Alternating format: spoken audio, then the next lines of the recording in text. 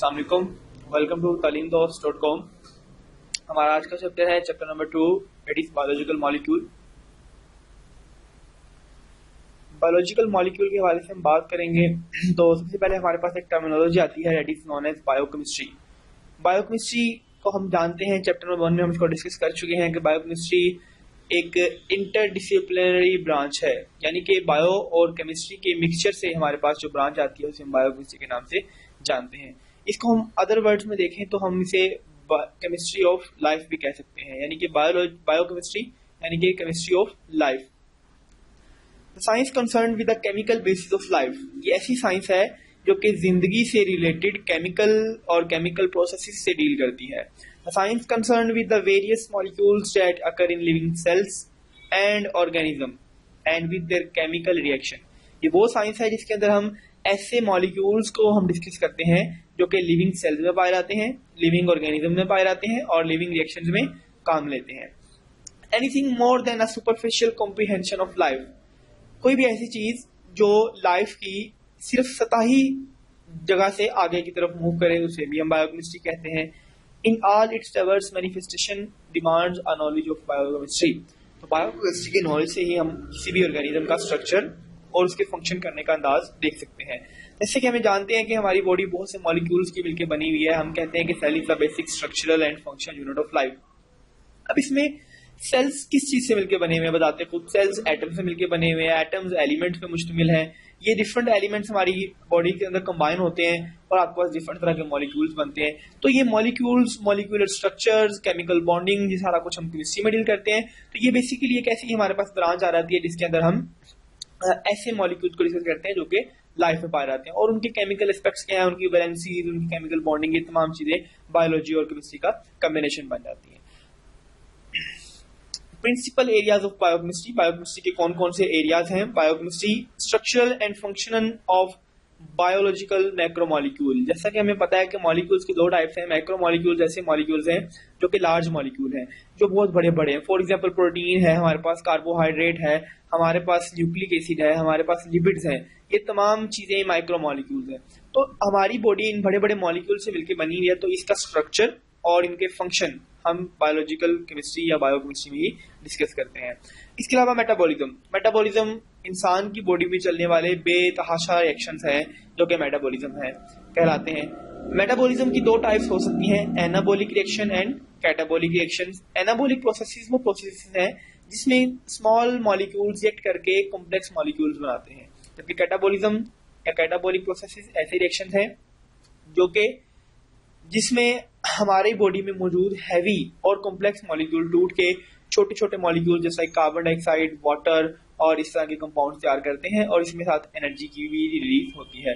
तो इन तमाम रिएक्शंस को हम कैटाबॉलिक, एनाबॉलिक को मुकम्मल तौर पर अगर देखें, कंबाइन कर दें तो हमारे पास मेटाबॉलिज्म की टर्मिनोलॉजी आती है।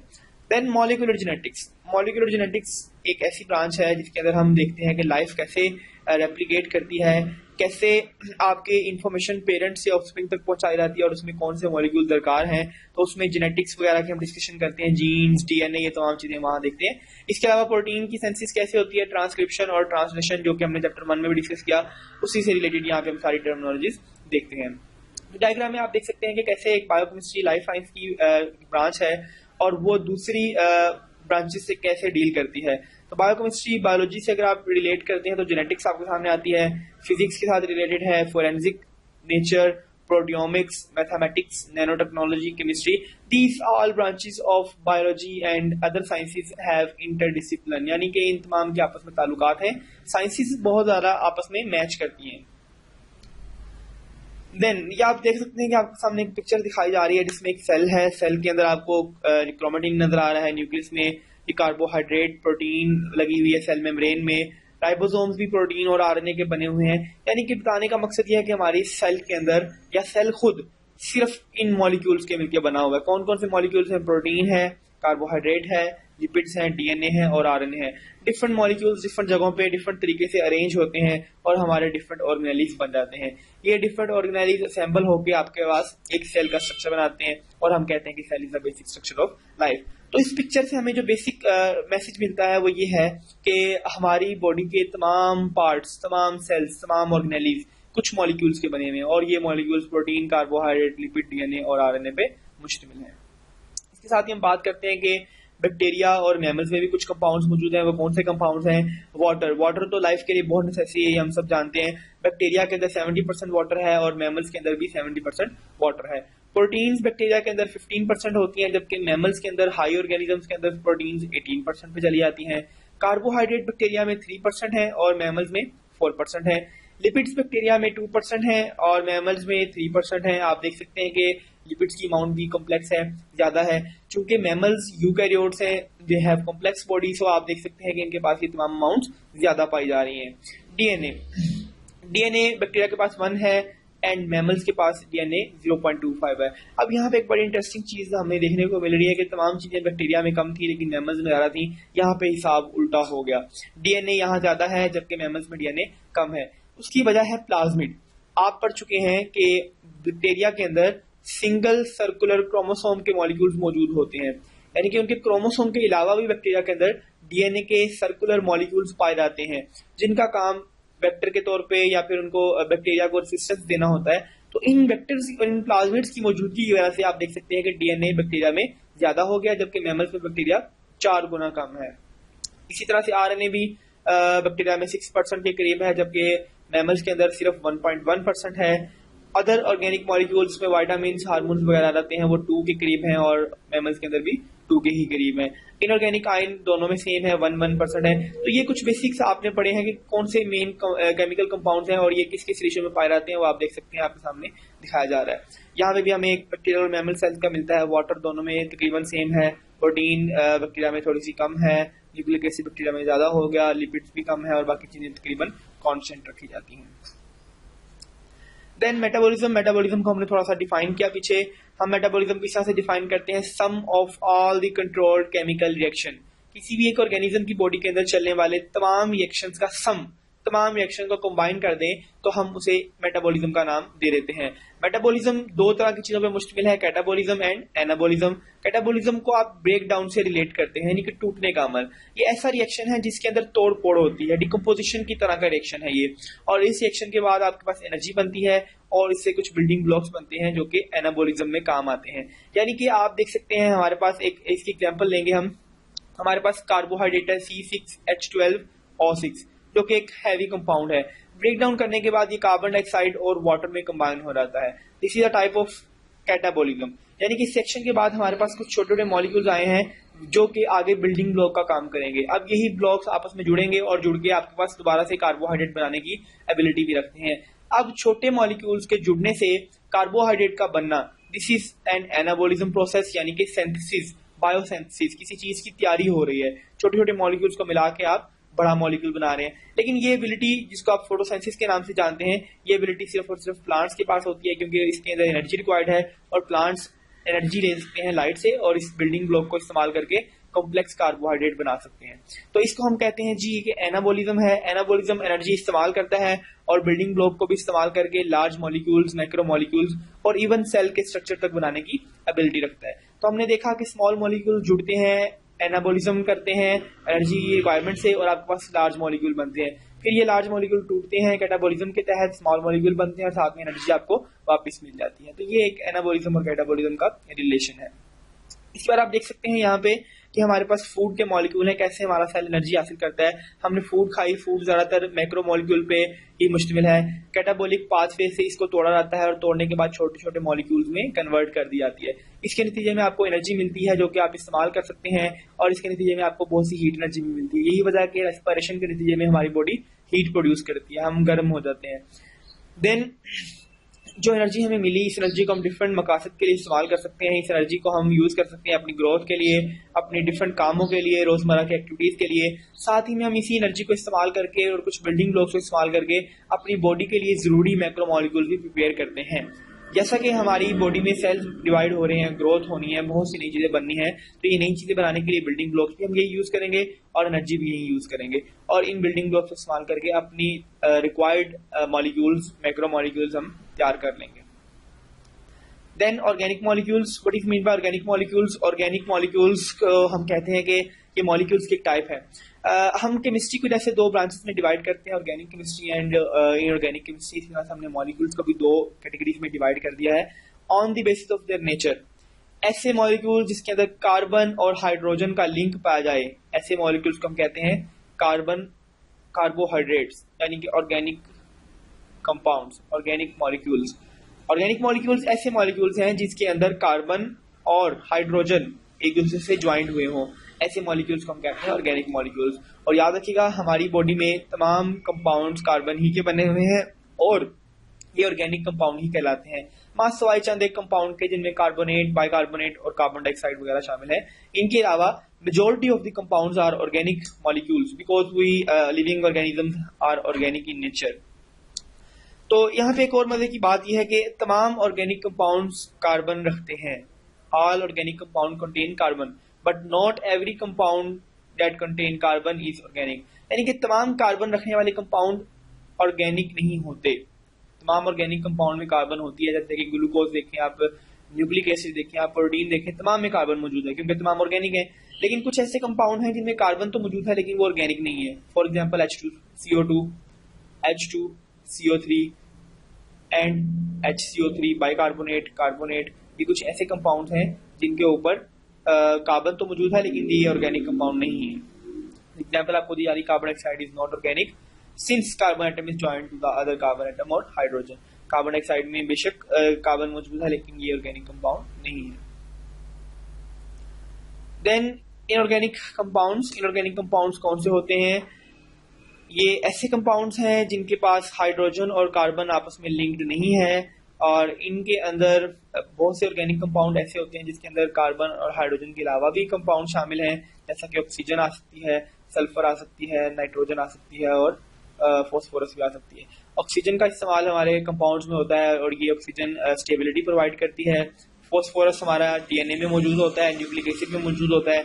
सल्फर प्रोटीन्स के अंदर पाई जाती है और नाइट्रोजन तमाम प्रोटीन्स वगैरह के अंदर भी पाई जाती है। तो ये हमारे पास एक बेसिक कंपोनेंट्स है कि कार्बन और हाइड्रोजन के अलावा वो कौन से एलिमेंट्स हैं जो हमारी कार्बोहाइड्रेट या प्रोटीन में पाए जाते हैं।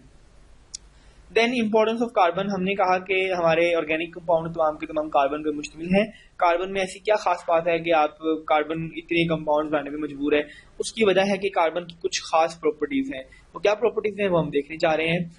ये कार्बन ही पे बेस करती है हमारी ऑर्गेनिक केमिस्ट्री की पूरी डोमेन, यानी कि ये जो पूरी हमने ब्रांच बना दी, ग्रुप बना दिया ऑर्गेनिक केमिस्ट्री का, कि ऑर्गेनिक केमिस्ट्री सिर्फ और सिर्फ कार्बन पे ही मुश्तमिल है, कार्बन और कार्बन के कंपाउंड्स पे। कार्बन की क्या प्रॉपर्टीज है जो इसको मोस्ट इंपोर्टेंट कैंडिडेट या मोस्ट इंपोर्टेंट एटम बना देती हैं? Number 1, valency. कार्बन की वैलेंसी 4 है, यानी कि इसके पास 4 इलेक्ट्रॉन मौजूद हैं और इसके आउटर मोस्ट ऑर्बिट में 4 ही इलेक्ट्रॉन की कमी है। कार्बन ये चाहता है कि किसी तरह से ये 4 इलेक्ट्रॉन हासिल कर ले और इस मकसद के लिए और सेटिस्फेक्शन के लिए 4 इलेक्ट्रॉन शेयर करता है।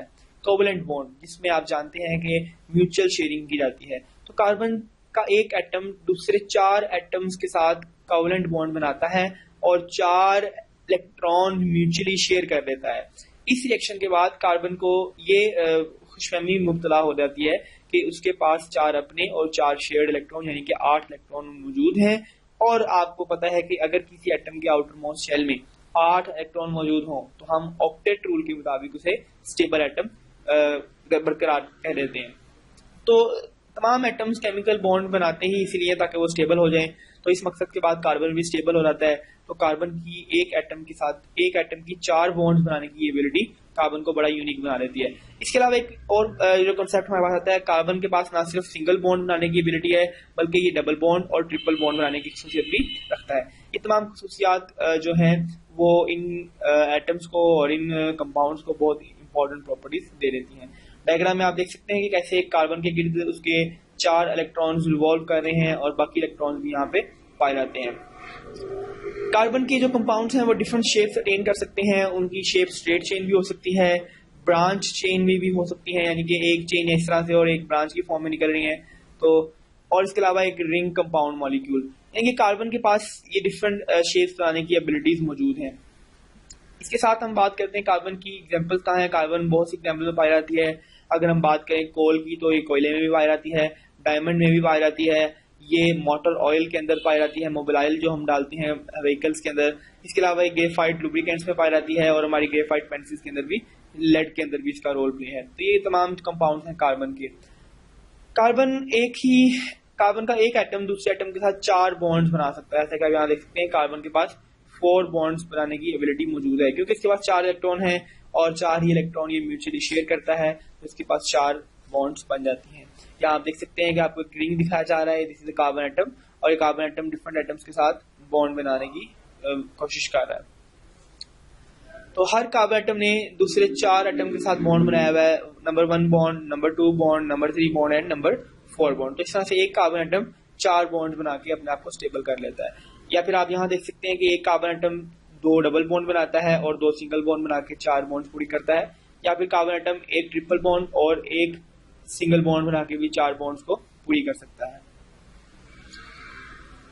कार्बन एटम इसके अलावा बहुत से एटम्स के साथ बॉन्डिंग करता है, जैसे एग्जांपल ऑक्सीजन के साथ बॉन्डिंग करता है, हाइड्रोजन के साथ बॉन्डिंग करता है, नाइट्रोजन के साथ और सल्फर के साथ कोवलेंट बॉन्डिंग करता है। इन तमाम कंपाउंड्स की बॉन्डिंग करने से कार्बन को डिफरेंट प्रॉपर्टीज मिलती हैं।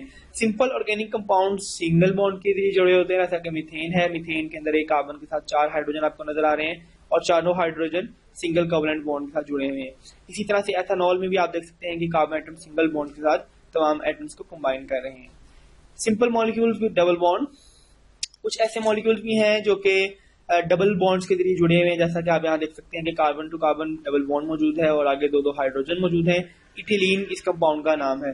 कार्बन डाइऑक्साइड की एग्जांपल है, तो उसमें भी जो कार्बन है वो 2 ऑक्सीजन को जोड़े हुए है और दोनों के दरमियान डबल बॉन्ड मौजूद है। तो हम ये देख रहे हैं कि कैसे हर कार्बन के पास एबिलिटी है वो सिंगल बॉन्ड, डबल बॉन्ड या ट्रिपल बॉन्ड बनाने की एबिलिटी रख सकता है। देन द वर्ड मैक्रोमोलिक्यूल, हमने इसको पीछे भी डिस्कस किया। मैक्रो मीन लार्ज, बड़ा, जेंट, मॉलिक्यूल मीन मॉलिक्यूल, यानी कि मॉलिक्यूल्स की कैटेगरीज अगर हम करते हैं तो जो बड़े बड़े मॉलिक्यूल्स हैं उनको मैक्रो मॉलिक्यूल्स के नाम से जानते हैं। मैक्रो मॉलिक्यूल एक ऐसा चेंट मॉलिक्यूल है जो कि 100 या 1000 स्मॉलर यूनिट से मिलके बना हो। फॉर एग्जाम्पल हम बात करते हैं कि हमारे पास एक ग्लूकोज का मॉलिक्यूल है, फ्रुक्टोज का मॉलिक्यूल है। फ्रुक्टोज के ऐसे बहुत से मॉलिक्यूल्स आपस में ग्लाइकोसाइडिक लिंकेज बना के जुड़ जाते हैं और जुड़ने के बाद आपके पास बड़े बड़े मॉलिक्यूल्स बनते हैं। इन मॉलिक्यूल्स को हम कहते हैं मैक्रो मॉलिक्यूल्स। और ये जो छोटे छोटे मॉलिक्यूल्स जुड़े थे इनको हम नाम देते हैं मोनोमर्स का। Mono mean 1 and MERS mean unit, यानी कि छोटे छोटे यूनिट्स जुड़ते हैं और पॉलीमर्स बनाते हैं, और इन पॉलीमर्स को हम मैक्रो मॉलिक्यूल का नाम भी देते हैं।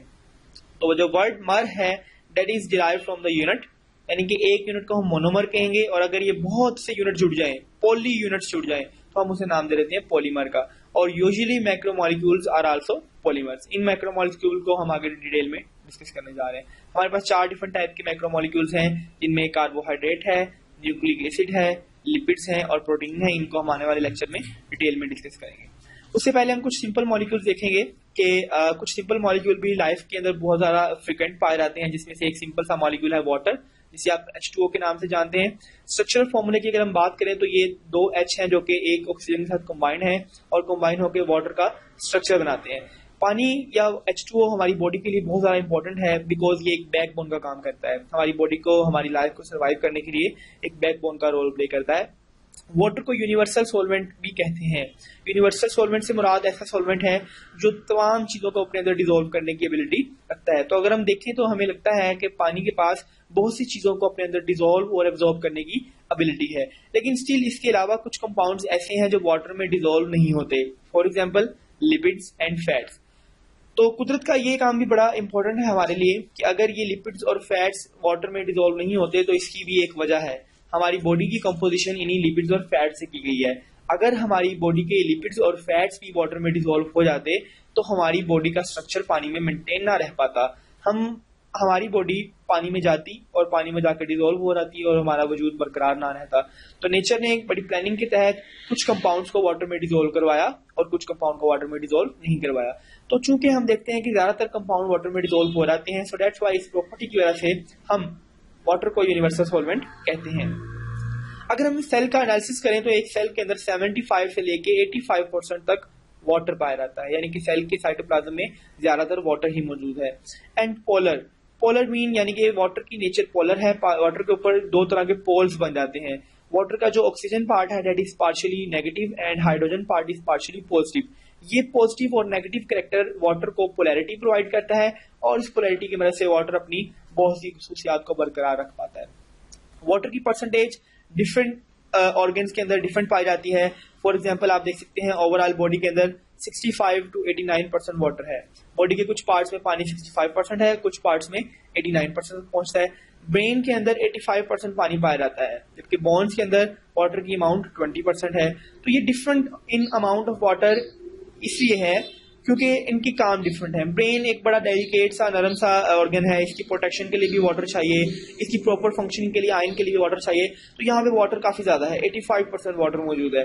जबकि बोन सेल्स को हार्ड होना है और हार्डनेस के लिए हमें ड्राईनेस चाहिए होती है। तो यही वजह है कि बोन्स के सेल्स के अंदर वाटर की अमाउंट बहुत कम है, 20% है, ताकि इसका स्ट्रक्चर स्टिफ और प्रोटेक्टेड रह सके।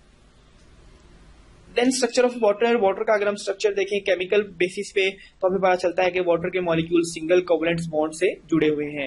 एक ऑक्सीजन के एटम ने अपने साथ 2 हाइड्रोजन के एटम्स को कंबाइन किया हुआ है और ये कॉम्बिनेशन सिंगल कोवलेंट बॉन्ड की वजह से मुमकिन है। इस बेसिस के ऊपर जब हम इनको जोड़ते हैं, वाटर को बनाने के लिए ऑक्सीजन और हाइड्रोजन को जोड़ते हैं, तो इनके ऊपर कुछ चार्जेस आते हैं। ऑक्सीजन एटम पे पार्शियल नेगेटिव चार्ज आ जाता है और हाइड्रोजन एटम पे पार्शियल पॉजिटिव चार्ज आते हैं। फिर ये एक मॉलिक्यूल का पार्शियल पॉजिटिव चार्ज दूसरे मॉलिक्यूल के पार्शियल नेगेटिव चार्ज को अट्रैक्ट करता है और इनके दरमियान कुछ फोर्सेस ऑफ अट्रैक्शन बनती हैं। इन फोर्सेस को हम जानते हैं इंटरमॉलिक्यूलर फोर्सेस के नाम से। तो ये इंटरमॉलिक्यूलर फोर्सेस वाटर के मॉलिक्यूल्स को आपस में कंबाइन करवाती हैं और इनको एक स्ट्रॉन्ग मेल्टिंग और बॉइलिंग पॉइंट देती हैं। वाटर की बहुत सी प्रॉपर्टीज ऐसी हैं जो इन्हीं की वजह से चलती हैं। कुछ मेजर प्रॉपर्टीज हम डिस्कस करेंगे। Water molecules are cohesive.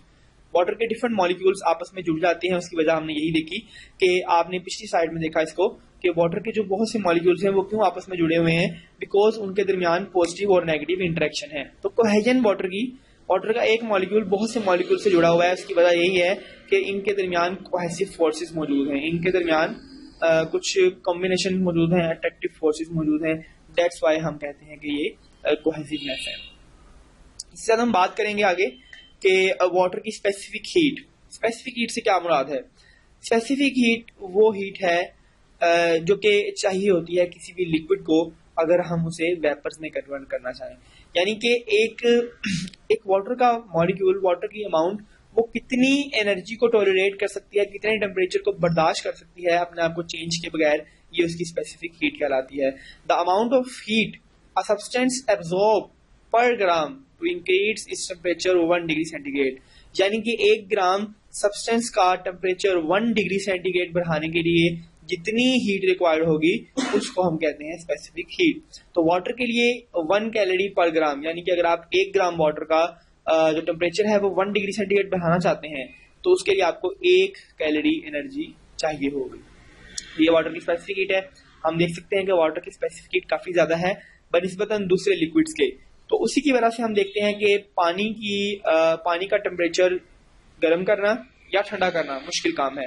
पानी ना तो जल्दी गर्म होता है, ना ही आसानी से ठंडा होता है। यही वजह है कि कराची और समुद्र के करीब जितने भी इलाके हैं उनका मौसम मुतदल रहता है, क्योंकि वहां पे बहुत ज्यादा पानी मौजूद है और पानी की मौजूदगी की वजह से वहां का टेम्परेचर ना तो ज्यादा राइज होता है ना ही ज्यादा लो होता है। तो हमारे पास एक नॉर्मल रेंज में टेम्परेचर जाहिर होता है। तो इसी प्रॉपर्टीज की वजह से वाटर का जो बॉइलिंग पॉइंट है, उसका स्पेसिफिक हीट है, हीट ऑफ वेपराइजेशन है, इनकी तमाम यूनिक प्रॉपर्टीज से मिल जाती है। Next is the heat of vaporisation.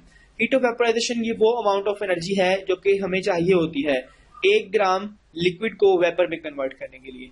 तो हम देखते हैं कि वाटर की ये हीट ऑफ वेपराइजेशन भी काफी हाई है। क्यों हाई है? क्योंकि इसके दरमियान इंटरमॉलिक्यूलर फोर्सेस मौजूद हैं, इनके दरमियान स्ट्रॉन्ग इंटरेक्शन मौजूद हैं जो हमने पीछे भी डिस्कस किया। इस वजह से वाटर की जो है हीट ऑफ वेपराइजेशन वो काफी ज्यादा है। यानी कि हमें 1 ग्राम वाटर को वेपर्स में ही कन्वर्ट करने के लिए, बॉयल करने के लिए, उबालने के लिए काफी ज्यादा हीट की जरूरत होती है।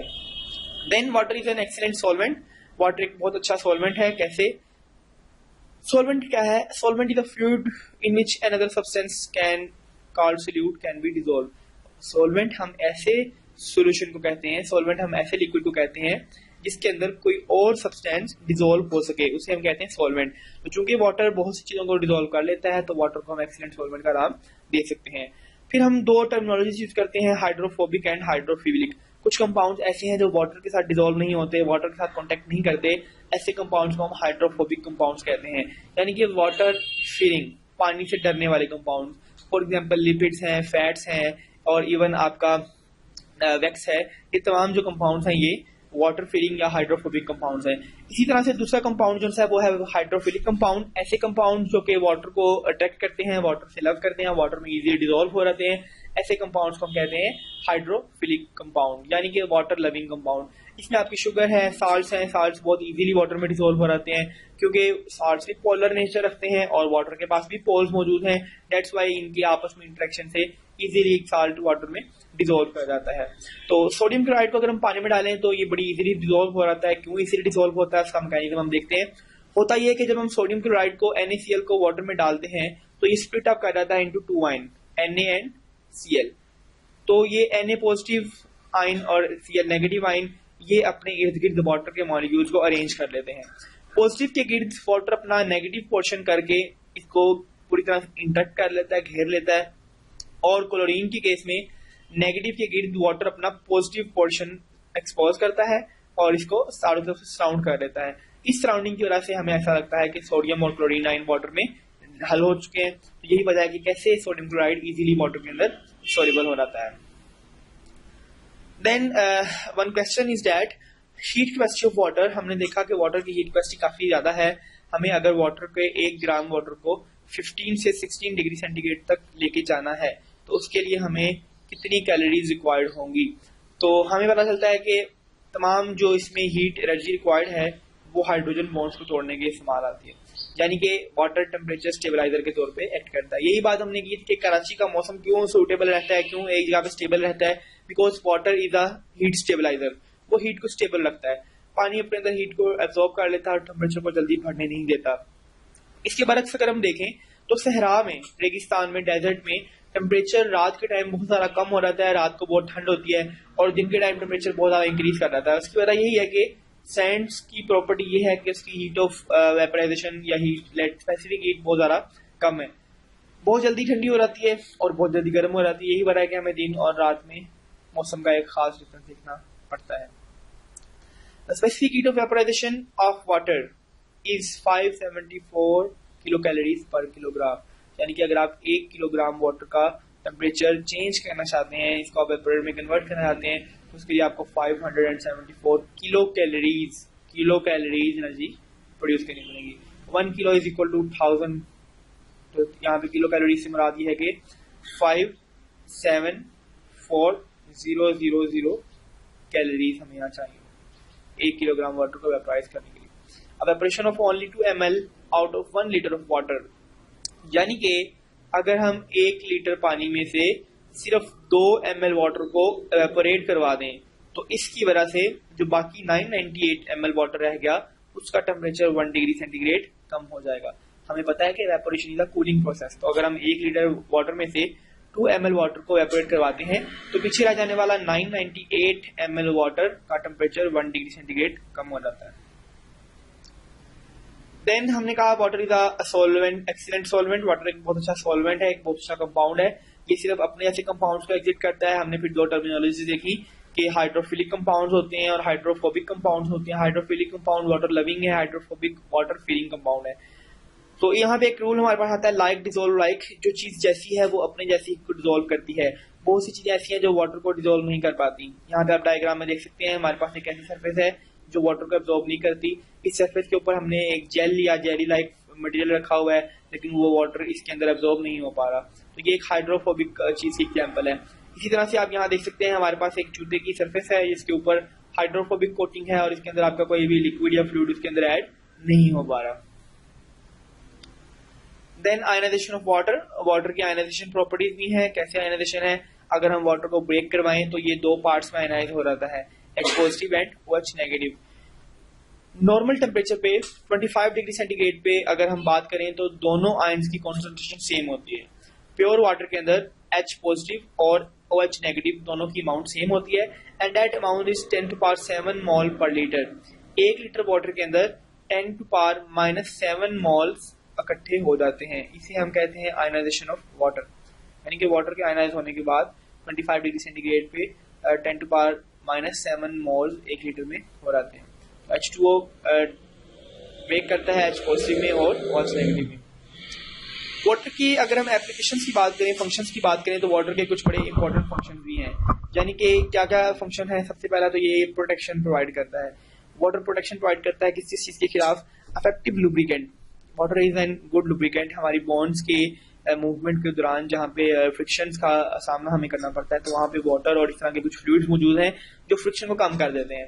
इसी तरह से टीयर्स प्रोटेक्ट आइज। हमारी आंखों में आंसू आने की वजह टीयर ग्लैंड्स हैं, और ये टीयर ग्लैंड्स नेचर ने इसीलिए प्लेस किए हैं कि हमारे आईज के जो ऊपर जो पर्दा है वो बार बार खुलना और बंद होना है। तो अगर ये फ्रिक्शन इसमें आ जाए तो वो फ्रिक्शन की वजह से रगड़ पैदा करके हमारे लेंस को या कॉर्निया को खराब कर सकते हैं। तो यहाँ पे आंसू या नमी का मौजूद होना इसमें प्रोटेक्शन और लुब्रिकेशन प्रोवाइड करता है। Then fluid cushion. हमारे ब्रेन की बाहर 3 तरह की मेम्ब्रेन्स हैं और इन मेम्ब्रेन्स के अंदर भी लिक्विड मौजूद है जो कि कुशनिंग प्रोवाइड करता है, सॉफ्टनेस प्रोवाइड करता है। इसी तरह से झटकों और ट्रॉमा से भी प्रिवेंट करने के लिए आपके पास वाटर की सस्पेंशन मौजूद है। तो ये हमने देखा था, एक वाटर था हमारे पास। वाटर एक छोटा सा मॉलिक्यूल है, इसकी हमने डिफरेंट प्रॉपर्टीज देखी। अब हम मैक्रो मॉलिक्यूल की तरफ मूव कर रहे हैं और हमारा पहला मॉलिक्यूल है कार्बोहाइड्रेट। कार्बोहाइड्रेट बेसिकली है क्या? इसकी कुछ इंपॉर्टेंस देखते हैं। कार्बोहाइड्रेट्स दुनिया पे पाया जाने वाला सबसे ज्यादा, सबसे अबंडेंट ऑर्गेनिक मॉलिक्यूल्स है। कार्बोहाइड्रेट है क्या? कार्बोहाइड्रेट को हम ऐसे डिफाइन कर सकते हैं, एल्डिहाइड और कीटो। एल्डिहाइड और कीटो बेसिकली 2 ग्रुप हैं, आप इसे केमिस्ट्री में पढ़ चुके हैं। CHO एल्डिहाइड है और कीटो ग्रुप हम कहते हैं इसको। यानी कि ये 2 फंक्शनल ग्रुप हैं। फंक्शनल ग्रुप क्या होते हैं? फंक्शनल ग्रुप ऐसा ग्रुप है जो किसी भी अगर मॉलिक्यूल के साथ लग जाए तो उसको कुछ खास प्रॉपर्टीज दे देता है। तो कार्बोहाइड्रेट को हम कहते हैं कि ये एल्डिहाइड और कीटो फंक्शनल ग्रुप्स हैं जो कि पॉलीहाइड्रो एल्कोहल्स के डेरिवेटिव्स हैं। यानी कि पॉलीहाइड्रो एल्कोहल, एल्कोहल फंक्शनल ग्रुप है OH। OH is the alcohol functional group. अगर आपके पास बहुत से अल्कोहल अटैच्ड हैं तो, और इन पॉलीहाइड्रोक्सी, अब हम इसे पॉली क्यों कह रहे हैं? क्योंकि यहाँ पे बहुत से हाइड्रोक्सिल ग्रुप अटैच है। तो इन बहुत से हाइड्रोक्सिल ग्रुप के साथ अगर कोई एल्डिहाइड या कीटोन ग्रुप भी अटैच हो जाए तो ऐसे ग्रुप को हम कह देते हैं ये कार्बोहाइड्रेट का ग्रुप है। तो ये आपके पास एक कार्बोहाइड्रेट बन गया जो कि 4 कार्बन पे मुश्तमिल है, 5 कार्बन पे मुश्तमिल है। For example, glycerol on oxidation is converted into D-glyceraldehyde, which is a carbohydrate derived from the trihydric alcohol. तो यहाँ ये कह रहे हैं अगर हम ग्लिसरॉल को यूज करें, glycerol is basically an alcohol, और उस अल्कोहल की ऑक्सीडेशन करवा दें तो उससे हमारे पास D-glyceraldehyde बनता है। तो नाम से बात है, इसमें एल्डिहाइड ग्रुप है और अल्कोहल से बना है, तो ये एक कार्बोहाइड्रेट होगा। All carbohydrate have general formula CnH2n ON, यानी कि तमाम कार्बोहाइड्रेट का जनरल फॉर्मूला ये है। इसी तरह से इसको हम इस फॉर्म में भी लिख सकते हैं CnH2ON।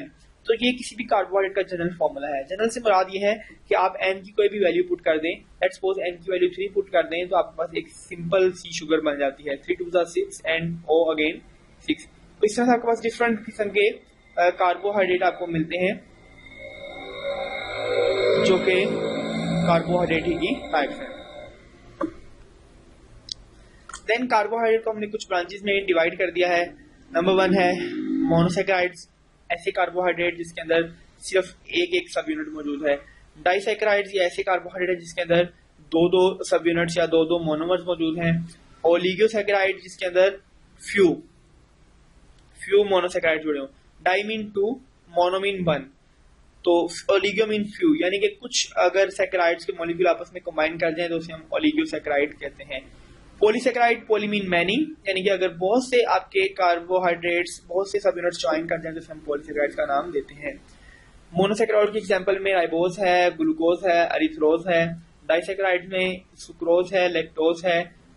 ओलिगोसैकेराइड में माल्टोट्रायोज है। पॉलीसैकेराइड में स्टार्च है, सेलुलोज है, डेक्स्ट्रिन है और डेक्स्ट्रॉन है। तो ये कुछ पॉलीसैकेराइड्स के टाइप्स हैं। डिटेल डिस्कशन हम करते हैं पहले फंक्शन के बारे में कि what is the function of carbohydrate. आप देख सकते हैं कि यहाँ पे हमारे पास एनर्जी, हम हमारी खुराक में जो मेजर कंपोनेंट्स है वो भी कार्बोहाइड्रेट ही होता है, और खुराक खाने का बेसिक होता है एनर्जी का हसूल। तो हमारी बॉडी में डिफरेंट प्रोसेसेस के लिए, डिफरेंट रिएक्शंस के लिए एनर्जी रिक्वायर्ड है, और ये एनर्जी हम हासिल करते हैं कार्बोहाइड्रेट्स के जरिए। यानी कि ये कार्बोहाइड्रेट्स हमारी बॉडी को एनर्जी प्रोवाइड करते हैं, और हम 4 किलो कैलोरीज एनर्जी हम कार्बोहाइड्रेट से हासिल करते हैं। 1 ग्राम कार्बोहाइड्रेट से हम 4 किलो कैलोरीज एनर्जी हासिल करते हैं। इसी तरह से हम अपनी बॉडी के अंदर एनर्जी को स्टोर करने के लिए भी कुछ कार्बोहाइड्रेट्स बनाते हैं, जिसके अंदर स्टार्च है और ग्लाइकोजन शामिल है। और बहुत सी ज्यादा कार्बोहाइड्रेट को हम एक्सेस कार्बोहाइड्रेट को, फालतू कार्बोहाइड्रेट को हम फैट्स में कन्वर्ट करके बॉडी में स्टोर कर सकते हैं। ग्लाइकोप्रोटीन्स एंड ग्लाइकोलिपिड्स ये कार्बोहाइड्रेट के डेरिवेटिव्स हैं। इन मॉलिक्यूल्स को हम इस्तेमाल करते हैं अपने सेल्स के बहुत से कंपोनेंट्स बनाने के लिए। फॉर एग्जांपल सेल मेम्ब्रेन हमारी कार्बोहाइड्रेट से बनी हुई है, हमारी सेल्स के अंदर बहुत से रिसेप्टर्स कार्बोहाइड्रेट के बने हुए हैं। तो ये कार्बोहाइड्रेट ना सिर्फ हमें एनर्जी प्रोवाइड करते हैं बल्कि हमारी सेल का स्ट्रक्चर बनाने में भी हेल्प आउट करते हैं। Structural basis of many organisms, बहुत से ऑर्गेनिज्म के अंदर कार्बोहाइड्रेट स्ट्रक्चर प्रिपेयर कर रहे हैं। फॉर एग्जांपल प्लांट्स के अंदर जो सेल वॉल है सेलुलोज की बनी हुई है, and cellulose is a carbohydrate. Kitten के इंसेक्ट्स के अंदर जो एक्सोस्केलेटन है, बेरोनी होल है, वो भी कार्टन का बना हुआ है और कार्टन भी एक कार्बोहाइड्रेट है। तो कार्बोहाइड्रेट ना सिर्फ हमें एनर्जी प्रोवाइड करती है बल्कि हमारे फंक्शन भी और हमारे स्ट्रक्चर भी प्रोवाइड करती है। फूड हमारा सोर्स होता है जी बेसिकली कार्बोहाइड्रेट हासिल करने का। एक ऐसी कार्बोहाइड्रेट जिसके अंदर एक एल्डिहाइड ग्रुप मौजूद हो उसे हम एल्डोज कहते हैं। ऐसी कार्बोहाइड्रेट जिसमें कीटोज ग्रुप मौजूद हो उसे हम कीटोज कहते हैं। ऐसी कार्बोहाइड्रेट जिसके अंदर 3 कार्बन हो उसे हम ट्रायोज कहते हैं। 4 कार्बन वाली कार्बोहाइड्रेट को हम टेट्रोज कहते हैं। 5 कार्बन वाली कार्बोहाइड्रेट और जिसके पास एल्डिहाइड ग्रुप भी हो, एक तो 5 कार्बन और दूसरा एल्डिहाइड ग्रुप, ऐसे शुगर को हम एल्डोपेंटोज कहते हैं। एंड नंबर 6 कार्बन वाली ऐसी शुगर जिसके अंदर कीटोन ग्रुप मौजूद हो उसे हम कीटोहेक्सोज कहते हैं। तो ये डिफरेंट नाम है, नोमेनक्लेचर है जो कि हमने कार्बोहाइड्रेट को नाम असाइन किए हैं on the basis of their carbon atom and their functional groups. Then monosaccharides, हमने कार्बोसैकेराइड को स्टार्ट लिया, हम उसकी पहली कैटेगरी मोनोसैकेराइड की बात करेंगे। मोनोसैकेराइड की जो एग्जांपल है वो है ग्लूकोज। ग्लूकोज मोनोसैकेराइड की एक एग्जांपल है। अब mono mean 1 and saccharides mean sugar, यानी कि mono mean 1 and saccharides mean sugar. Saccharides का वर्ड लैटिन से निकला है जिसका मतलब है सैकरॉन, और सैकरॉन मीठी को कहते हैं, शुगर को कहते हैं। तो मोनोसैकेराइड यानी कि 1 शुगर। ग्लूकोज देख लें, फ्रुक्टोज देख लें एंड गैलेक्टोज देख लें, इन तमाम के अंदर आपको सिर्फ एक यूनिट नजर आ रहा है। That's why they all are the monosaccharides mean 1 sugar. Monosaccharides को भी हमने डिफरेंट कैटेगरीज में डिवाइड कर दिया है, 2 मेजर कैटेगरीज हैं। अगर तो मोनोसैकेराइड्स के अंदर जो यूनिट है, फंक्शनल ग्रुप है, वो एल्डिहाइड लगा हुआ है, तो ऐसी शुगर को, ऐसे मोनोसैकेराइड्स को हम एल्डोजिस कहते हैं। अगर इसके अंदर फंक्शनल ग्रुप कीटोन का लगा हुआ है तो ऐसे कंपाउंड को हम कीटोसिस कहते हैं। तो ये तो हमारी क्लासिफिकेशन होगी depending upon the functional group की बुनियाद पे, ठीक है। दूसरी क्लासिफिकेशन हम करते हैं नंबर ऑफ कार्बन एटम पे, कि कार्बन एटम कितने मौजूद हैं। जिस मोनोसैकेराइड में कार्बन एटम 3 होंगे उसे हम ट्रायोज कहते हैं, 4 वाली को टेट्रो कहते हैं, 5 वाली को पेंटोज कहते हैं, 6 वाली को हेक्सोज कहते हैं, 7 वाली को हेप्टोज कहते हैं। तो ये काउंटिंग आपको वैसे भी पता होनी चाहिए। मोनोमीन 1, डाइमीन 2, ट्राइमीन 3, टेट्रामीन 4, पेंटामीन 5 एंड हेक्सोमीन 6। तो ये नंबर ऑफ कार्बन की बेस पे हमने उस शुगर को उसका स्पेसिफिक नाम दे दिया है।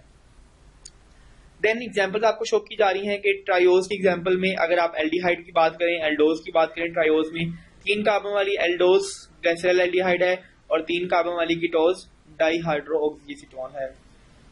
4 कार्बन वाली एल्डोज एरिथ्रोज है और कीटोज एरिथ्रोलोज है। पेंटोज 5 कार्बन वाली एल्डोज में राइबोज है, जाइलोज है, जबकि 5 कार्बन वाली कीटोजिस में राइबोलूज है और जाइलोलूज है। 6 कार्बन एल्डोज ग्लूकोज है और ग्लैक्टोज है, 6 कार्बन कीटोज फ्रुक्टोज है। 7 कार्बन जिसको आप हेप्टोजिस का नाम देते हैं, एल्डोजिस की एग्जांपल है तो ग्लूकोहेप्टोज है और सीडोहेप्टोलोज कीटोजिस की एग्जांपल है। तो हमने देखा कि डिफरेंट कार्बन एटम में फंक्शनल ग्रुप के डिफरेंस की वजह से हमारे पास जो एग्जांपल्स आती हैं, जो कंपाउंड आते हैं, उन्हें हमने एग्जांपल्स के तौर पर डिस्कस किया। इसी तरह से ट्रायोज और उसकी एग्जांपल और उसकी इंपॉर्टेंस की बात करेंगे। ट्रायोज की एग्जांपल हमने पीछे भी पढ़ी, ग्लिसरॉल एल्डिहाइड है या डाइहाइड्रोऑक्सीएसीटोन है। इंटरमीडिएट ऑफ ग्लाइकोलाइसिस, ग्लाइकोलाइसिस एक ऐसा प्रोसेस है जिसके अंदर हमने जो कार्बोहाइड्रेट खाई हैं उन्हें तोड़ा जाएगा और उनको तोड़ के इसमें से एनर्जी निकाली जाएगी। तो इस प्रोसेस को हम कहते हैं ग्लाइकोलाइसिस। तो जब हम ये एनर्जी अचीव कर रहे होते हैं, ग्लाइकोलाइसिस कर रहे होते हैं, तो इसके दौरान बहुत से कंपाउंड बनते हैं, इंटरमीडिएट्स बनते हैं, सेंट्रल कंपाउंड बनते हैं, उनमें से ये दोनों कंपाउंड पाए जाते हैं। फिर प्रिकर्सर ऑफ ग्लाइसरोल्स, ग्लाइसरोल क्या है? ग्लाइसरोल एक पॉली अल्कोहल है, हमने इसको पीछे भी पढ़ा। ग्लिसरॉल बनाने के लिए भी आपको डाईहाइड्रोक्सीएसीटोन की जरूरत पड़ती है। तो इन दोनों कंपाउंड्स की एप्लीकेशन यही है कि ये आपके इन प्रोसेसेस में पाई जाती है। टेट्रोज की एग्जांपल एरिथ्रोज है, ये कहाँ पाई जाती है? ये भी कार्बोहाइड्रेट मेटाबॉलिज्म के दरमियान बनती है और तोड़ती है। डी राइबोज बहुत जरूरी है। हमारा जितना भी डीएनए है और आरएनए है, डीऑक्सीराइबोज और राइबोज, ये आरएनए और डीएनए बेसिकली इसी राइबोज से मिलकर बना है। इसके अलावा ये राइबोज बहुत से कोएंजाइम्स के अंदर भी पाई जाती है। डी ग्लूकोज हमारी बॉडी में शुगर है और मेन एनर्जी सोर्स भी है। डी फ्रुक्टोज ये भी हमें फलों से हासिल होती है और इसको भी हम ग्लूकोज में कन्वर्ट करते हैं और इससे बॉडी को एनर्जी भी मिलती है और बहुत से न्यूट्रिएंट्स भी मिलते हैं। डी गैलेक्टोज ये ऐसी शुगर है जो कि मिल्क में पाई जाती है, मेमरी ग्लैंड्स के अंदर बनती है और लैक्टोज ऑफ मिल्क बनाने के काम आती है। इसी तरह से मेनोल्स भी एक शुगर है, हेक्सोसिस है, ये चारों हेक्सोसिस हैं, ये भी एक शुगर है जो कि ग्लाइकोप्रोटीन और ग्लाइकोलिपिड्स बनाने के काम आती है। फिर हम बात करते हैं कि ग्लूकोज दो तरीके से आपके पास आ सकती है। ग्लूकोज एक स्ट्रेट चेन की शक्ल में आ सकती है, या ग्लूकोज को जब आप वाटर में डालती हैं तो वो बेंड होकर इस तरह का एक रिंग स्ट्रक्चर भी अचीव कर सकती है। तो ग्लूकोज ना सिर्फ एक स्ट्रेट चेन में रहती है बल्कि एक रिंग भी अटेन करती है। रिंग स्ट्रक्चर को हम जब हम किसी भी ग्लूकोज को, शुगर को हम वाटर में डालते हैं तो वाटर में या सोल्यूशन में जाने के बाद वो इस तरह का रिंग स्ट्रक्चर अटेन कर लेती है। तो रिंग स्ट्रक्चर को हम जो नाम देते हैं वो है ग्लूकोपाइरानोज, यानी कि जब एक ग्लूकोज रिंग स्ट्रक्चर अटेन करती है तो उसको हम नाम दे देते हैं ग्लूकोपाइरानोज का। इसी के साथ हम डिस्कस करते हैं जी कि हमारे पास डिफरेंट टाइप के ग्लूकोज या कार्बोहाइड्रेट्स मौजूद हैं। Number 1 ribose. राइबोज कहाँ पाया जाता है? हमारे डीएनए में पाया जाता है, आरएनए में पाया जाता है, ट्रांसफर आरएनए में पाया जाता है। इसी तरह से ग्लूकोज एनर्जी ड्रिंक्स में पाई जाती है, हम शुगर खाते हैं उसमें भी ग्लूकोज हो सकती है। देन फ्रुक्टोज हमें फलों से मिलती है और आप इसके फॉर्मूलाज देख सकते हैं। ये तमाम 5 कार्बन की कार्बोहाइड्रेट्स हैं, इनमें डिफरेंसेस आते हैं फंक्शनल ग्रुप में। These 2 functional group are aldehyde functional group, ये दोनों एल्डिहाइड हैं, जबकि ये वाला कीटोन फंक्शनल ग्रुप है। और इसके अलावा इनके अंदर पोजीशन ऑफ इसके फर्क आता है, इनकी पोजीशन में डिफरेंसेस है और बाकी सारा कुछ ठीक है 5 कार्बन एटम। तो ये हमारे पास डिफरेंट एटम्स का डिफरेंट फॉर्म में अरेंज होने से हमारे पास डिफरेंट कॉम्बिनेशन आ जाते हैं। यहाँ आप देख सकते हैं कि कैसे 2 ग्लूकोज आपस में मिलते हैं। 2 ग्लूकोज आपस में मिलने का मकसद ये है कि कैसे हम मोनोमोलिक्यूल्स को डाइसैकेराइड्स में चेंज करते हैं जी। तो डायग्राम में आप देख सकते हैं कि कैसे 2 डिफरेंट कार्बोहाइड्रेट्स के मॉलिक्यूल्स हैं, मोनोमर्स हैं, आपस में कंबाइन आते हैं। इनके आने से क्या होता है कि एक वाटर का मॉलिक्यूल एलिमिनेट हो रहा है और कार्बन, ऑक्सीजन और कार्बन के दरमियान एक बॉन्ड बनती है। इस बॉन्ड को हम कहते हैं ग्लाइकोसाइडिक लिंकेज, या फिर इसको हम ईथर लिंक भी कहते हैं, क्योंकि ईथर भी एक लिंक है, एक फंक्शनल ग्रुप है जो डिफरेंट कार्बन के दरमियान बनता है एक ऑक्सीजन एटम की मदद से। तो हमने देखा कि कैसे 2 डिफरेंट मॉलिक्यूल्स मोनोमर्स आए ग्लूकोज के और आपस में जुड़ गए और एक वाटर का मॉलिक्यूल बाहर निकल गया। इससे हमारे पास जो सैकराइड बना है उसका नाम है मोनोसैकराइड। 2 मोनोसैकराइड मिलके एक डाइसैकराइड बनाते हैं, तो ये हमारे पास एक डाइसैकराइड की फॉर्मेशन है। देन हम बात करते हैं सोर्सेज की, ग्लूकोज आता कहाँ से? ग्लूकोज तमाम फ्रूट्स के अंदर मौजूद है, लेकिन फिग्स कहते हैं अंजीर को, ग्रेप्स और डेट्स खजूरों में, अंजीर में और अंगूरों में कार्बोहाइड्रेट्स या जो फ्रुक्टोज ग्लूकोज हैं ये ज्यादा अमाउंट में पाए जाते हैं।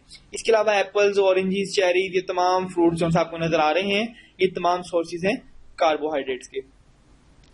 इसके अलावा हमारे ब्लड के अंदर भी ग्लूकोज मौजूद है। नॉर्मली 0.08% ग्लूकोज हमारे ब्लड में मौजूद होती है और हमारे ब्लड के अंदर ग्लूकोज लेवल एक खास अमाउंट में होना बहुत जरूरी है। अगर इस अमाउंट से ज्यादा ग्लूकोज जाएगी तो भी ग्लूकोज अच्छी नहीं है, अगर ग्लूकोज कम होती है तो भी ग्लूकोज एक अच्छा इफेक्ट नहीं रखती। तो हमें भूख लगने की बेसिक वजह यही है कि हमारे ब्लड के अंदर ग्लूकोज लेवल कम हो रहा होता है और हमारा ब्रेन इसे डिटेक्ट करके भूख की सेंसेशन क्रिएट कर लेता है। इसके बाद हम बात करते हैं कि कैसे ग्लूकोज पैदा होती है। ग्लूकोज या कार्बोहाइड्रेट प्रोड्यूस करने का एक ही मेथड है एंड दैट इज फोटोसिंथेसिस। हम देखते हैं कि हमारे पास डिफरेंट कार्बोहाइड्रेट्स बनते हैं कार्बन डाइऑक्साइड और वाटर की मदद से। कार्बन डाइऑक्साइड और वाटर के मॉलिक्यूल्स आपस में रिएक्शन करते हैं। इनकी रिएक्शन के लिए एनर्जी रिक्वायर्ड है और वो एनर्जी लाइट की मदद से आती है। लाइट एनर्जी को यूज करते हैं प्लांट्स के एंजाइम्स और इस कार्बन डाइऑक्साइड और वाटर को कन्वर्ट कर देते हैं कार्बोहाइड्रेट में, ऑक्सीजन में और वाटर में। तो ये वो प्रोसेस है जिसके जरिए हमारे पास कार्बोहाइड्रेट्स बनते हैं, ग्लूकोज, फ्रुक्टोज वगैरह बनती हैं। तो 6 मॉलिक्यूल्स कार्बन डाइऑक्साइड के, 12 मॉलिक्यूल वाटर के, ये मिलके 6 मॉलिक्यूल दोबारा वाटर के बन जाते हैं और 1 मॉलिक्यूल ग्लूकोज का बनता है और 6 मॉलिक्यूल ऑक्सीजन के रिलीज हो जाते हैं। तो सनलाइट की मदद से एनर्जी यूज की जाती है। 10 ग्राम कार्बोहाइड्रेट को बनाने के लिए हमारे पास 717.6 किलो कैलोरीज एनर्जी रिक्वायर्ड है, यानी कि 10 ग्राम ग्लूकोज बनाने के लिए आपको 717.6 किलो कैलोरीज एनर्जी रिक्वायर्ड होती है। इसी के साथ आप देख सकते हैं, जैसे हमने पीछे भी देखा कि 2 मोनोसैकेराइड्स हैं, वो दोनों मोनोसैकेराइड्स आपस में जुड़े हैं, इनके जुड़ने से एक वाटर का मॉलिक्यूल निकलता है और ये डाइसैकेराइड बन जाते हैं। इसी तरह से इस डाइसैकेराइड के अंदर मजीद मोनोसैकेराइड ऐड हो जाएंगे तो ये एक पॉलीसैकेराइड की हैसियत इख्तियार कर सकता है। तो मोनोसैकेराइड्स को हम डिफरेंट अंदाज में जोड़ के हम डिफरेंट तरह के कंपाउंड्स बना सकते हैं। ये ग्लूकोज आपको ब्लू कलर में शो की जा रही है, पर्पल में फ्रुक्टोज है और ग्रीन में ग्लैक्टोज है।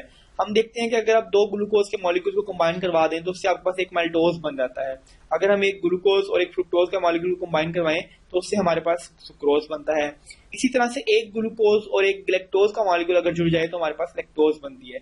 तो हमने इन बिल्डिंग ब्लॉक्स को डिफरेंट पैटर्न में, डिफरेंट कॉम्बिनेशन में जोड़ के हम अपनी मर्जी के डिफरेंट शुगर्स अचीव कर सकते हैं। डाइसैकेराइड्स का मतलब यही है कि आपके पास 2 डिफरेंट सैकेराइड्स हैं, 2 मॉलिक्यूल्स हैं और वो आपस में जुड़े हुए हैं एक बॉन्ड के जरिए, तो इसको हम मोनो की बजाय डाइसैकेराइड कह देते हैं। Di mean 2 and saccharide mean sugar, यानी कि 2 शुगर्स का आपस में जुड़े हुए होना। लैक्टोज एंड माल्टोज ये दोनों इसकी एग्जांपल्स हैं। डाइसैकेराइड्स क्या है, इनकी बात की, कंसिस्ट ऑफ 2 मोनोसैकेराइड्स, 2 मोनोसैकेराइड से जुड़े हुए हैं ग्लाइकोसिडिक बॉन्ड के जरिए। दे आर क्रिस्टलाइंस, ये क्रिस्टलाइन होते हैं, वाटर में सोल्यूबल हैं लेकिन कम सोल्यूबल हैं, स्वीट इन टेस्ट हैं। दे सब divides based on the presence of free reducing group into producing disaccharide. इनको हम 2 कैटेगरीज में डिवाइड कर देते हैं, रिड्यूसिंग डाइसैकेराइड्स या फिर non reducing disaccharide. Reducing disaccharides maltose और लैक्टोज होते हैं, नॉन रिड्यूसिंग डाइसैकेराइड्स सुक्रोज होते हैं। रिड्यूसिंग डाइसैकेराइड ऐसे डाइसैकेराइड्स हैं जिनके पास फ्री एल्डिहाइड या कीटो ग्रुप मौजूद हो। फ्री एल्डिहाइड या कीटो ग्रुप, फ्री से मुराद ये है कि वो ग्रुप फ्री हो, अभी किसी के साथ उसकी बॉन्डिंग ना हो सकी हो। जबकि नॉन रिड्यूसिंग एल्डिहाइड्स ऐसे एल्डिहाइड्स हैं जिनके पास फ्री एल्डिहाइड या फ्री कीटो ग्रुप मौजूद नहीं होता। देन माल्टोज भी एक कार्बोहाइड्रेट जिसके अंदर ग्लूकोज के 2 मोल्स मौजूद हैं, यानी कि 2 यूनिट्स ग्लूकोज के हैं और इसके अंदर जो लिंकेज बनता है that is glycosidic linkage and 1,4 glycosidic linkage, alpha 1,4 glycosidic linkage. इसका मतलब समझिएगा, हम कहते हैं कि कार्बन नंबर 1 और कार्बन नंबर 4, 1, 2, 3, 4 एंड 5 एंड 6, ये कार्बन 6 थे। इसी तरह से इसके भी कार्बन है, कार्बन नंबर 1, 2, 3, 4, 5 और 6, यानी कि एक ग्लूकोज का कार्बन नंबर 1 और दूसरी ग्लूकोज का कार्बन नंबर 4, ये दोनों आपस में ग्लाइकोसाइडिक बॉन्ड से अटैच हैं, तो इसलिए हमने इस बॉन्ड को कहा 1,4 अल्फा 1,4 ग्लाइकोसाइडिक लिंकेज, क्योंकि कार्बन नंबर 1 और कार्बन नंबर 4 आपस में लिंक्ड है। It is one of the reducing disaccharide which has free functional group. इसके अंदर एक रिड्यूसिंग डाइसैकेराइड है जिसके अंदर एक फ्री फंक्शनल ग्रुप भी मौजूद है, alpha D glucose and alpha D glucose आपस में कंबाइन कर रहे हैं। Then oligosaccharide, oligo mean few, few से मुराद है चंद एक, तो चंद एक में हमारे पास 2 से लेकर 10 तक मोनोसैकेराइड आते हैं। अगर हमारे पास 2 से 10 तक के मोनोसैकेराइड जुड़े हुए हैं तो उसको हम डाइसैकेराइड नहीं कहेंगे बल्कि ओलिगोसैकेराइड कह देंगे, और ये भी ग्लाइकोसाइडिक बॉन्ड की वजह से आपस में जुड़े हुए हैं। हाइड्रोलाइसिस, हाइड्रोलाइसिस का वर्ड निकला है हाइड्रो और लाइसिस से, hydro mean water and lysis mean टूटना, यानी कि किसी भी चीज का ब्रेकअप हो जाना वाटर की मौजूदगी में। जब हम इस ओलिगोसैकेराइड को वाटर में डिसॉल्व करते हैं तो ये टूट के हमें 2 से लेकर 10 तक डिफरेंट मोनोमर्स देता है। जितने मोनोमर से बना होगा टूट के उतनी हमें वापस दे देगा। तो इसी बुनियाद पर हम इनको डिफरेंट कैटेगरीज में डिवाइड कर देते हैं, डाइसैकेराइड्स, ट्राइसैकेराइड, टेट्रासैकेराइड, पेंटासैकेराइड। डाई मीन 2, अगर 2 सैकेराइड जुड़े हुए हैं, 3 सैकेराइड जुड़े हुए हैं ट्राई, 4 जुड़े हुए हैं टेट्रा, 5 जुड़े होंगे तो पेंटा। तो ये हमारे पास डिफरेंट सैकेराइड्स हैं, ओलिगोसैकेराइड्स हैं। यहाँ पे भी आप सेम देख सकते हैं, 2 ग्लूकोज ग्लाइकोसाइडिक लिंकेज से जुड़े हैं और आपके पास एक माल्टोज बन रही है। देन ओलिगोसैकेराइड की हम क्लासिफिकेशन कर देते हैं। हमने पीछे पढ़ा भी, डाइसैकेराइड में 2 कार्बन है, ट्राई में 3 है, टेट्रा में 4 है, पेंटा में 5 है। एग्जाम्पल इसकी क्या है, डाई की माल्टोज, लैक्टोज, सुक्रोज, इसकी एग्जाम्पल्स हैं। ट्राइसैकेराइड में रेफिनोज हैं, टेट्रा में स्टेकियोज हैं और पेंटा में वर्बेकोज हैं। ये तमाम आपकी इसकी एग्जाम्पल्स हैं। अब माल्टोज ग्लूकोज और ग्लूकोज के मिलने से बनी है, लैक्टोज ग्लूकोज और ग्लैक्टोज के मिलने से बनी है, सुक्रोज ग्लूकोज और फ्रुक्टोज के मिलने से बनी है, रेफिनोज 3 से मिलकर बनी हुई है, क्योंकि ट्राइसैकेराइड है 3 से मिलकर बनी हुई है, ग्लूकोज, फ्रुक्टोज एंड ग्लैक्टोज से मिलकर बनी है। टेट्रा 4 से मिलकर बनी हुई है, 2 ग्लैक्टोज है इसमें, 1 ग्लूकोज है और 1 फ्रुक्टोज है, 4 पूरे हो गए। इस तरह से पेंटोज 5 से मिलकर बनी है 3 गैक्टोज, 1 ग्लूकोज और 1 फ्रुक्टोज, ये मिलकर आपकी पेंटासेक्राइड्स बना देती है। देन पॉलीसेक्राइड, पॉलीसेक्राइड मीन बहुत से सेक्राइड आपस में जुड़े हुए हों तो उसे पॉलीसेक्राइड कहते हैं। एग्जांपल की बात करें तो स्टार्च और ग्लाइकोजन आपकी सी एग्जांपल है। तो poly mean many and saccharide mean sugar, तो ये पॉलीसेक्राइड्स बन जाते हैं आपके। पॉलीसेक्राइड्स की क्या प्रॉपर्टीज हैं? पॉलीसेक्राइड्स में बहुत से शुगर यूनिट शामिल हैं, जैसा कि 10 से ज्यादा। अगर 10 तक होते हैं तो हम उसे ओलिगोसेक्राइड्स कहते हैं, लेकिन अगर 10 से ज्यादा शुगर्स हैं तो उसे हम पॉलीसेक्राइड की कैटेगरी दे देते हैं। They have high molecular weight, क्योंकि इनके अंदर बहुत से यूनिट्स अटैच हैं तो मॉलिक्यूलर वेट भी बहुत ज्यादा हाई हो जाएगा। They are sparingly soluble in cold water, ठंडे पानी के अंदर ये सोल्यूबल नहीं होते, हॉट वाटर के अंदर थोड़ा सा सोल्यूबल हो जाता है। They are also known as glycans, इनको हम ग्लाइकन्स का नाम भी देते हैं। They may be either linear और ब्रांचर, ये लीनियर भी हो सकते हैं और ब्रांच भी हो सकते हैं, तो ये इनकी डिपेंड करता है स्ट्रक्चर पे। दे आर नॉट स्वीटिश, इनका टेस्ट स्वीट नहीं है और ये किसी किस्म की एल्डिहाइड या कीटोन ग्रुप की प्रॉपर्टीज भी एग्जिबिट नहीं करते, बिकॉज ये बहुत कॉम्प्लेक्स मॉलिक्यूल्स हैं। पॉलीसेक्राइड्स को भी हम डिफरेंट कैटेगरीज में डिवाइड करते हैं। होमोपॉलीसेक्राइड यानी कि ऐसे पॉलीसेक्राइड जिसके अंदर तमाम यूनिट्स एक ही तरह के लगे हुए हैं। फॉर एग्जांपल स्टार्च है, ग्लाइकोजन है, डेक्स्ट्रीन है, इसमें तमाम मोनोमर्स एक ही तरह के लगे हुए हैं। हेटेरोपॉलीसेक्राइड्स या ऐसे पॉलीसेक्राइड जिसके अंदर डिफरेंट कैटेगरीज के सेक्राइड यूनिट्स लगे हुए हैं, सब यूनिट्स लगे हुए हैं। एगर, पेक्टिन एंड ग्लाइकोसेक्राइड ये इसकी एग्जांपल्स हैं। फर्स्ट ऑफ ऑल हम डिस्कस करेंगे स्टार्च को। स्टार्च क्या है? It is reserved carbohydrate in the form of plant. हम आटा खाते हैं, हम कुछ भी खाते हैं, हम गंदम खाते हैं, तो उसके अंदर बेसिकली स्टार्च की फॉर्म में कार्बोहाइड्रेट मौजूद है। तो स्टार्च प्लांट्स के अंदर मौजूद होता है, प्लांट्स अपने कार्बोहाइड्रेट को स्टार्च की फॉर्म में स्टोर कर लेते हैं। पोटैटो में भी मौजूद है। होमोपॉलीमर है, किसका बना हुआ है? डी ग्लूकोज यूनिट्स के आपस में मिलने से एक लॉन्ग चेन बनती है, जिसे हम कहते हैं homopolymer of D glucose unit. और अल्फा ग्लाइकोसाइडिक बॉन्ड्स के साथ ये मोनोमर जुड़े हुए होते हैं। स्टार्च दो कॉन्स्टेंट से बना हुआ है। स्टार्च भी आगे 2 टाइप्स में है, एक है वाटर सोल्यूबल जिसको हम अमाइलोज कहते हैं, और दूसरी वाटर में सोल्यूबल नहीं होती जिसको हम अमाइलोपेक्टिन कहते हैं। यानी कि स्टार्च के अंदर ये दोनों कंपोनेंट्स पाए जाते हैं। अमाइलोज 15 to 20% पाया जाता है और अमाइलोपेक्टिन 80 to 85% तक पाया जाता है। इसके बाद हम बात करते हैं स्टार्च की। स्टार्च है क्या? Starch basically amylose is a long unbranched chain of 200 to 1000 of D glucose units linked by 1,4 glycosidic bonds. Starch amylose एक लॉन्ग अनब्रांच है, 200 से लेके 1000 तक के इसके अंदर मोनोसेक्राइड यूनिट्स मौजूद होते हैं जो कि आपस में लिंक्ड होते हैं 1,4 बॉन्ड्स के जरिए। अमाइलोपेक्टिन क्या है? Amylopectin is a branch chain with 1 to 6 bond at the branching point and 1 to 4 bond where everywhere else. यानी कि हमारे पास जो अमाइलोपेक्टिन है, हमने पहले ही बात की थी कि अमाइलोपेक्टिन ब्रांच होता है। हम कहते हैं कि जहां ब्रांच बनती है वहां पे इसके दरमियान 1 to 6 लिंकेज होगा, अदरवाइज ये तमाम मोनोसेक्राइड 1 to 4 बॉन्ड्स के जरिए जुड़े हुए हैं। यानी कि इस कार्बन का 1 और इस कार्बन का 4 आपस में बॉन्डिंग बनाते हैं। Amylopectin contain few thousands of units like a branch tree.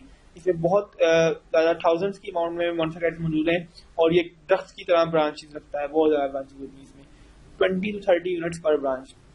Her branch के पास 20 से लेकर 30 तक के यूनिट्स मौजूद होते हैं। Starch is hydrolyse, starch water की प्रेजेंस में टूटता है और एक एंजाइम है अमाइलेज, ये अमाइलेज एंजाइम इस स्टार्च को ब्रेक डाउन करवाता है, हाइड्रोलाइज करवा देता है, और हाइड्रोलाइजन के बाद आपके पास डेक्स्ट्रीन बनती है, माल्टोज बनते हैं और ग्लूकोज वगैरह बनते हैं। तो ये स्टार्च की बेसिकली हमने केमिकल कंपोजिशन देखी है कि स्टार्च है क्या, कि इन 2 चीजों से बना हुआ है और उनके आगे केमिकल कॉन्स्टेंट्स क्या क्या होते हैं। अब हमारे पास अमाइलोज और अमाइलोपेक्टिन। एक काबिल गौर बात यहाँ ये है कि हमने पहले भी बात की, अमाइलोज इज सिंगल ब्रांच, इसकी कोई ब्रांच नहीं है, क्योंकि अमाइलोपेक्टिन ब्रांच है। आप यहाँ पे भी देख सकते हैं ये एक सिंगल ब्रांच में है, लेकिन यहाँ पे इसकी ब्रांच नजर आ रही है आपको, ये एक चेन के साथ आगे दूसरी चेन अटैच्ड है, तो it is also a branch structure. तो ये भी हमें देखा जा रहा है कि एक ग्लूकोज का मोनोमर है, ये एक स्मॉल जो यूनिट आपको नजर आ रहा है, दिस इज ग्लूकोज मोनोमर।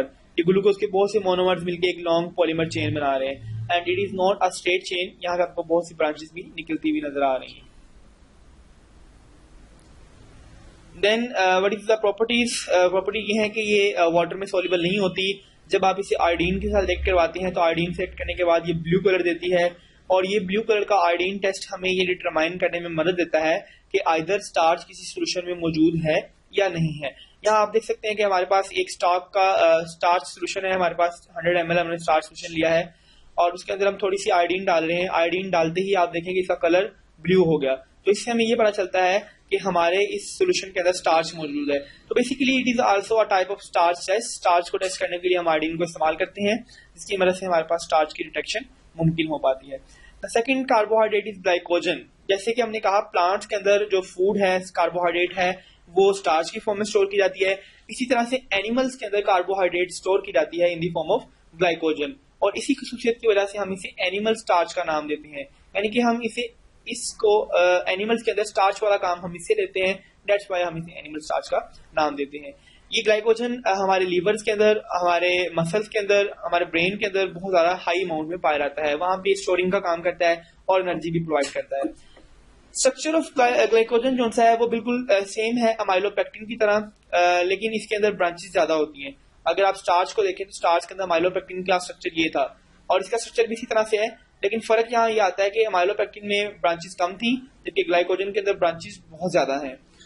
तो ये हमारे पास स्ट्रक्चर आ रहा है। तीसरा स्ट्रक्चर हमारे पास आता है सेलुलोज का। सेलुलोज भी एक लॉन्ग पॉलीसैकेराइड है, लेकिन आप देख सकते हैं इसमें तमाम चेन्स एक खास सीक्वेंस में मौजूद है, एक फाइबर्स की फॉर्म में मौजूद है। तो सेलुलोज भी इसी तरह से प्लांट्स में पाया जाने वाला अबंडेंट कार्बोहाइड्रेट है जो कि सेल वॉल में पाया जाता है। फिर ग्लाइकोजन की बात करते हैं। ग्लाइकोजन वाटर में सोल्यूबल नहीं है, स्टार्च की तरह इसका भी एक टेस्ट है। अगर आप ग्लाइकोजन को आयोडीन के साथ कंबाइन कर दें तो इसका कलर रेड आ जाता है। यानी कि अगर आप ग्लाइकोजन टेस्ट करना चाहते हैं, आप अपने सोल्यूशन के अंदर आयोडीन डालें, अगर इसका कलर रेड हो जाता है तो इसका मतलब है कि इसके अंदर आयोडीन या ग्लाइकोजन मौजूद है। तो ये इसका एक कंफर्मेटरी टेस्ट है। Next carbohydrate is cellulose. Cellulose सबसे अबंडेंट कार्बोहाइड्रेट है जो सबसे ज्यादा पाया जाता है प्लांट्स की सेल वॉल का एक अहम जुज है। ये अनब्रांच है, इसकी कोई ब्रांच नहीं है और इसके अंदर जितने भी ग्लूकोज के मॉलिक्यूल हैं वो बीटा 1,4 लिंकेज से जुड़े हुए हैं, बीटा 1,4 ग्लाइकोसिडिक लिंकेज। याद रहिएगा पहले हमने स्टार्च की बात की थी तो हमने वर्ड यूज किया था अल्फा, लेकिन सेलुलोज के अंदर हम बात करते हैं बीटा की, बीटा 1,4 ग्लाइकोसाइडिक लिंकेज। और चूंकि इसमें कोई चेन मौजूद नहीं है, कोई ब्रांच मौजूद नहीं है, तो इसके अंदर हमें 1,6 लिंकेज भी नजर नहीं आता। Since women lack an enzyme cellulase that can hydrolyze beta 1,4 glycosidic linkage, women's के अंदर एक एंजाइम मौजूद नहीं होता बीटा 1,4 ग्लाइकोसाइडिक लिंकेज तोड़ने वाला एंजाइम, तो इसी वजह से हम ह्यूमन बींग्स इस सेलुलोज को डाइजेस्ट नहीं कर पाते और ना ही इसे एब्जॉर्ब कर पाते हैं। हमारी खुराक में से ये सेलुलोज अनडाइजेस्टेड फॉर्म में बॉडी से एलिमिनेट कर दिया जाता है। Has no food value unlike starch, इसीलिए सेलुलोज हमारे पास कोई फूड वैल्यू नहीं रखता, जबकि स्टार्च हमारे लिए फूड का एक अहम सोर्स है। इंपॉर्टेंस ऑफ सेलुलोज, सेलुलोज की क्या अहमियत है, क्या प्लस पॉइंट्स है। सेलुलोज बेशक डाइजेस्ट नहीं होता, हमारी बॉडी इससे फायदा नहीं उठाती, लेकिन फिर भी हमारी न्यूट्रिशन के लिए बहुत अहम रोल प्ले करता है। ये हमारी बॉडी के अंदर फाइबर्स मेंटेन करता है। फाइबर ऐसा नॉन डाइजेस्टेड कार्बोहाइड्रेट है जो डाइजेस्ट तो नहीं होता, लेकिन स्टिल हमारी फूड को चलाने में और फूड को डाइजेस्ट करने में हेल्प जरूर करता है। Function of dietary fibres, cellulose जो फाइबर प्रोवाइड हमें करता है, इस डाइटरी फाइबर की क्या फंक्शन है, decreasing the absorption of glucose and cholesterol from the intestine. Intestine के अंदर से ग्लूकोज और कोलेस्ट्रॉल इन दोनों की एब्जॉर्प्शन को कम करने में मदद देता है। इसके अलावा बल्क ऑफ स्टूल, हमारी इंटेस्टाइन के अंदर जो कंपाउंड्स हैं उनको जमा होने से, सब चीजों को इकट्ठा होने से, बल्क होने से रोकता है और उसे इंक्रीज करता है। Aids intestinal mobility act as a food software, हमारी इंटेस्टाइन के अंदर होने वाली मूवमेंट्स को, जिसको आप पेरिस्टाल्सिस मूवमेंट के नाम से जानते हैं, उस मूवमेंट को फास्ट करता है और फूड को सॉफ्ट करके इसको आगे आगे पास आउट करने में मदद देता है। और इसी तरह की इसी बात की वजह से कॉन्स्टिपेशन यानी कि कब्ज को भी बचाता है, हमें कब्ज से बचाता है। तो ये सेलुलोज के अंदर पाए जाने वाले डाइटरी फाइबर्स की कुछ इंपॉर्टेंस है। नेक्स्ट, सेलुलोज की क्या प्रॉपर्टीज हैं। सेलुलोज पानी में हल नहीं हो सकता, आयोडीन के साथ अगर आप रिएक्शन करवाएं तो भी कोई कलर नहीं देता, ह्यूमन बीइंग इसको डाइजेस्ट नहीं कर पाते। Digested by herbivores due to the presence of cellulase enzyme, इसको हर्बीवोर्स डाइजेस्ट कर सकते हैं क्योंकि उनके अंदर सेलुलेज एंजाइम मौजूद है, उनके पास सेलुलोज को डाइजेस्ट करने वाले खास सेलुलेज एंजाइम मौजूद होते हैं। क्योंकि एंजाइम हमारे में मौजूद नहीं है, दैट्स व्हाई हम इसे एब्जॉर्ब नहीं कर सकते। तो this is the part first of our chapter number 2। मजीद डिटेल और इन्फॉर्मेशन के लिए आप इसके वेबसाइट पे ही मौजूद MCQ लाजमी सॉल्व कीजिएगा। अल्लाह हाफिज।